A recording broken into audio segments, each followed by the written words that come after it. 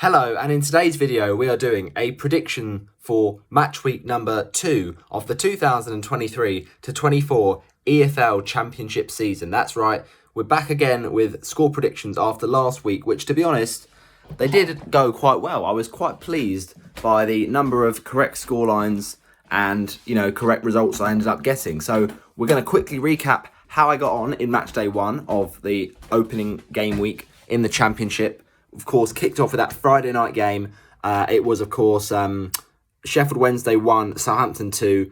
Good result that for Sheffield Wednesday for Southampton under the new management of Russell Martin. So, yeah, interesting one that for sure. I think ultimately it was a nervy one in the end. Che Adams off the bench, and of course it's Che Adams, of all people, against his former side. So that was quite a nice narrative there. But generally, yeah, it was an exciting weekend, all in all. I think it was really quite interesting to see, how it went down. It was a lot of goals and not many clean sheets. So hopefully that's just a sign of things to come in this Championship season, and hopefully it'll be really exciting to watch. But yeah, I really did like it. So we're going to look back at how we got on in match day 1. The first game, as I said, was that Sheffield Wednesday Southampton game, and I went for a 2-0 Southampton, so not quite correct scoreline, but at least the 3 points for the result. Then I said 2-1 Blackburn against West Brom. Bang on the money, have 7 points here, thank you very much. It's just what I do. Yeah, I was very happy with that, to be honest, because it was a perfect scoreline. And then Bristol City Preston. Now, I got myself very nicely nothing, so not very nice, but basically I didn't get anything here. Bristol City Preston 2-0 is what I said, and of course Preston did end up finding a way. I'm not quite sure how, but they found a way to get a result from this game. Then looking at the next one, it was of course the game between Middlesbrough and Millwall. I thought Middlesbrough were easily going to win that, but no, instead of a 2-0 Middlesbrough win, it was of course a 1-0 away win for Millwall. Good result for them for sure, and a good start, but not ideal start for Michael Carrick. Then, of course, we had the game between the likes of, I'm trying to think who it was now. Oh, yeah, Norwich City and Hull. I said 2-1 to Norwich. Bang on the money again, 7 points. Thank you very much. Had a feeling Norwich would just about edge that game, and they did just that. Ultimately, though, it was not great performance from Norwich, but they found a way after, going 1-0 down. And David Wagner will hope for a better season than last year. That definitely didn't go to plan. Then I said 1-0 Huddersfield away to Plymouth. Plymouth's first game in the top, the first game of their season, this season, in the Championship. And it was at home to Huddersfield, of course, Neil Warnock, former Plymouth manager.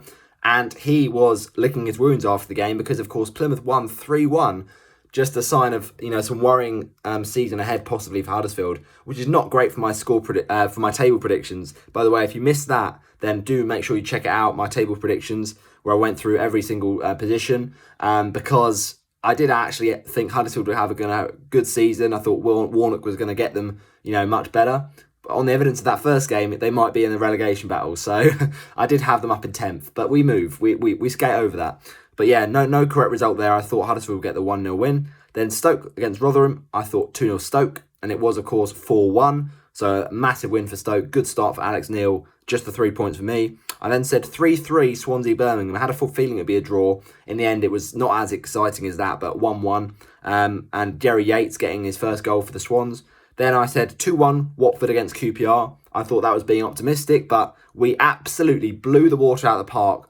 4-0 statement win in Valérien Ismail's first game, and that is how to start a season, scoring a goal after just 33 seconds. Incredible stuff. I mean, it might have been 36, but look, it was around that time, and Tom Dele-Bashiru, was so happy for him because he's been so unlucky with injuries in recent years, and he justified his selection over Ismail Kone. And yeah, just a ruthless performance from Watford. We kept on searching for the goals. Bayo scored one. We also got an absolute pearler of a goal from man of the match, Imran Louza, who was just pulling the strings in the midfield.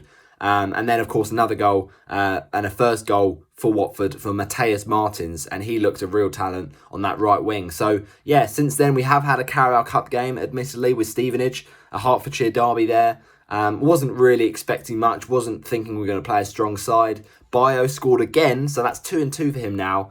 But we ended up drawing it 1-1 and then losing it on penalties. As I say, we got bigger fish to fry in the Championship. It's not that important, the Carabao Cup. It's all about getting that promotion, hopefully, in the Championship. I mean, it's a big ask after last year's massive underachievement, but you never know. Ultimately, though, yeah, it was not a great result to get knocked out, but we move. Obviously, this weekend, Saturday, on the Vicarage Road again with a Plymouth match, which, Plymouth did just beat Huddersfield 3-1, and they played some good football. There's no doubt that, Steven Schumacher's a great manager, but I think we should have enough quality, hopefully, to still get the 3 points. That's what I'm predicting, at least. But yeah, just the 3 points for my Watford QPR prediction. And then I said 2-0 Leicester against Coventry. That was, of course, a very good win for Leicester City. 1-0 down. They come back and win it 2-1. And Dewsbury Hall has a great game. And then Leeds Cardiff. That was a thriller of a game in the end. But it ended up finishing Leeds United 2, Cardiff City 2. So yeah, just the sharing of the spoils there. And then Sunderland Ipswich, a great win for Ipswich. Did not see that coming either. So yeah, other than that Leicester result, no points for me on Sunday because Leeds drew and Sunderland lost. I didn't think Sunderland would lose, but yeah, Ipswich were very impressive. I've got to give it to them. 2-1 away from home. So those are my results from match week 1, ending up on 31 points, as I mentioned, 2 correct scorelines, the Blackburn game and the Hull game. But we move to match week number 2 of the Championship season, and first up we've got a game between Coventry and Middlesbrough as the early kickoff on Saturday. Now Coventry, ultimately what they were doing was really impressive in the game against Leicester, but they just fell short in the end.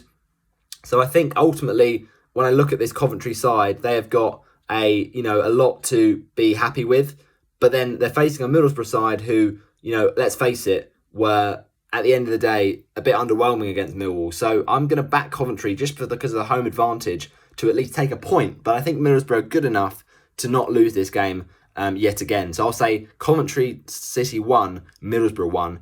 Then next up, we've got a game between Hull and Sheffield Wednesday. Now for this one, I'm backing a Hull victory because as much as I want Sheffield Wednesday to do well, obviously Xisco Munoz in charge for them, it just didn't look too good, did it? It didn't look incredible when it comes to the, how do I put this? It didn't inspire me is what I would say when it came to looking at, I'm trying to think of what I'm trying to say here. Looking at the performance, basically, it wasn't inspiring from them. And then, yeah, it's a bit worrying. I can't lie. It's a bit worrying when it comes to it because will they be like that for a lot of the season? Will that be a problem for them? It could be possibly the case. So we'll have to see how it turns out. But ultimately, let's just see what happens, right?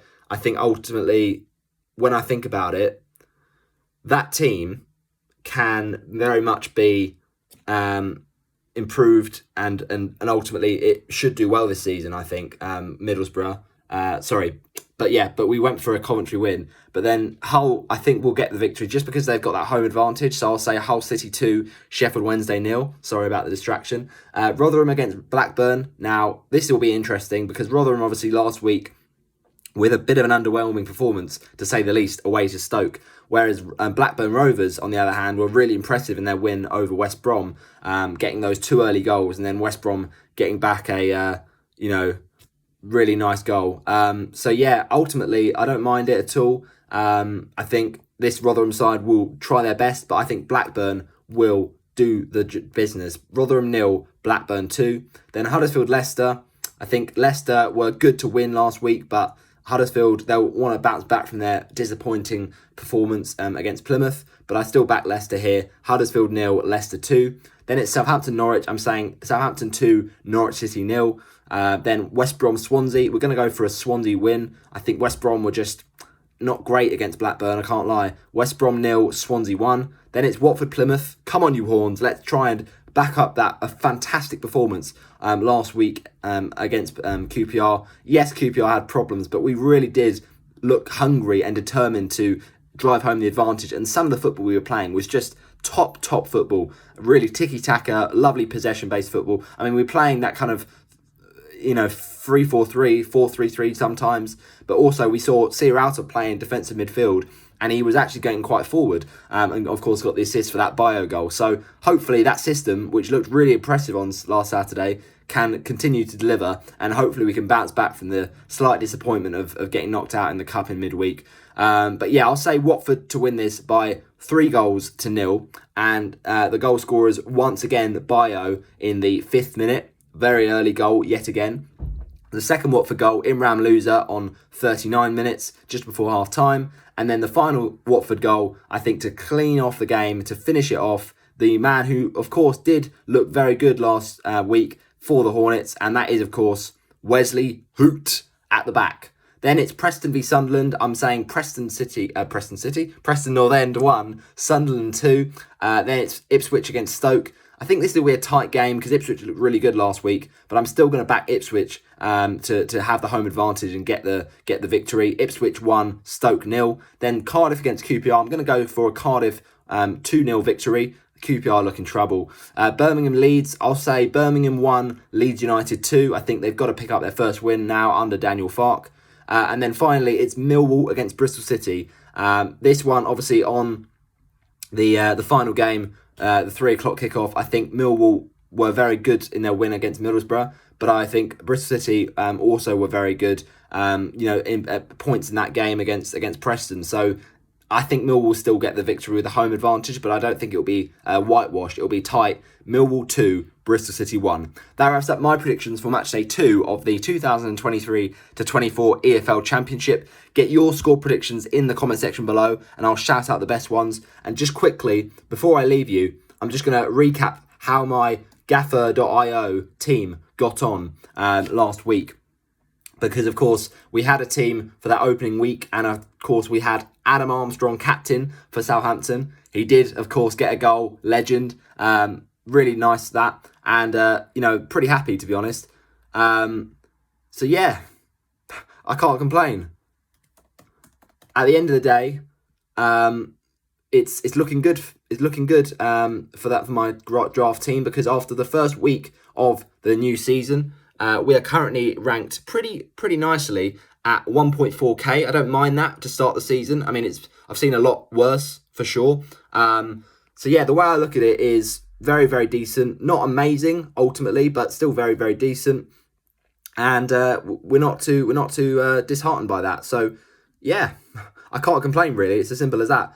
And yeah, so I think when all's said and done, we will take that. We will be happy with it. And let's see whether or not we can go far this season. But in terms of who I had in goal, it was Seny Dieng in his first game for Middlesbrough. Obviously, that didn't go to plan.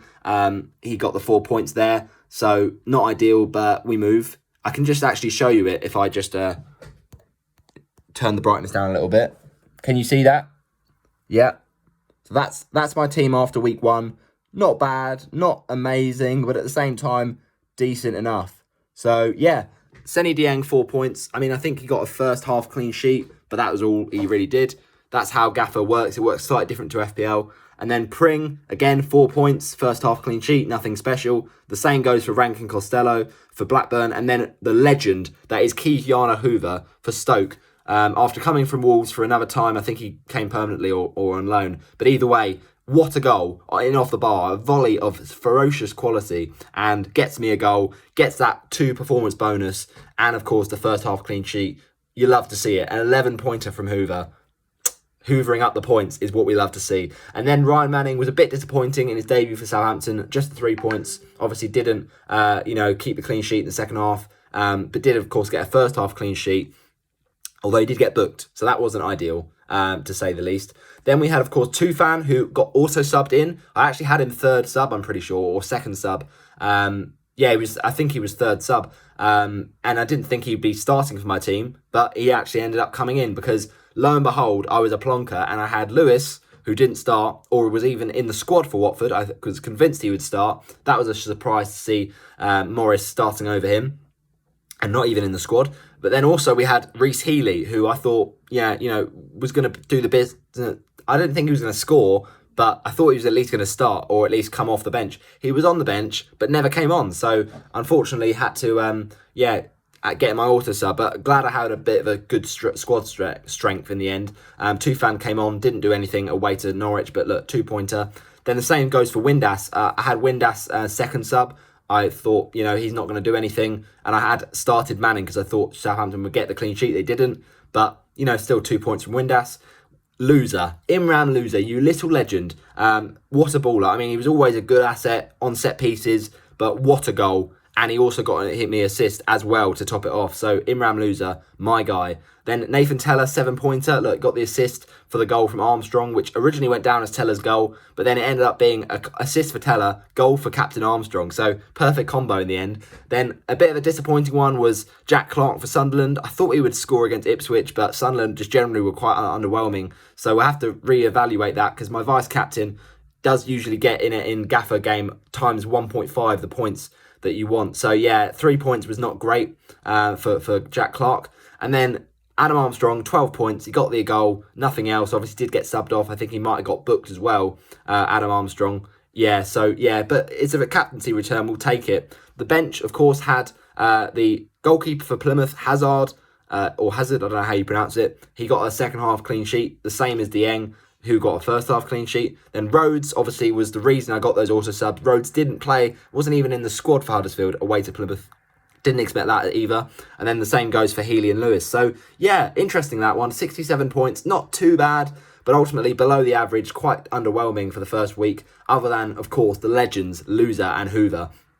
But how does that leave me in the standings? Overall rank, 1,395. So, yeah, not too bad at all. And if you did join the Yellow Armies Alliance, then thank you very much. In terms of the standings after week 1, top of the league, it is Commander FPL with 108 points. Then second, it's Josh Berry. Fark Life is his name. He must be a Norwich fan, Leeds fan. Then we had Nelly BC. Venky's out. Then Luthvi Aditya. Luthvi's team in fourth with 96 as well as Venky. Scarbob FC in fifth with one Dan Mercer, 92 points. Then Harry Sands in sixth with 88 points. Then Jake Jones _501 with 85 points. Another 85 from Anthony Hobbs. Then Tom P _FF. If you don't follow him on Twitter and you watch Gaffer content, then he's the man to go to. Tom, he scored 85. And then in 10th place with 84, it is at FPL Ronarid9, also on Twitter. Great guy. So yeah, that's the top 10 for the first week. I hope you have enjoyed my score predictions for match week number 2 of the championship season. As I said before, let's just fingers crossed hope we can get that win. I mean, 3-0 is a bit optimistic, but I predicted 2-1 last week. Didn't think we'd win 4-0. Maybe I'm getting a bit carried away after the first week. But to be top of the league, it's not often you see that. And to be, looking really good, playing some great football, I just hope we can carry it on and we don't, just revert back to our last season form. We can hopefully use this now as a stepping stone for what could be, fingers crossed, a bit better of a season. So, yeah, lovely stuff. Hope you have enjoyed. And I'll see you in the next one. Bye-bye.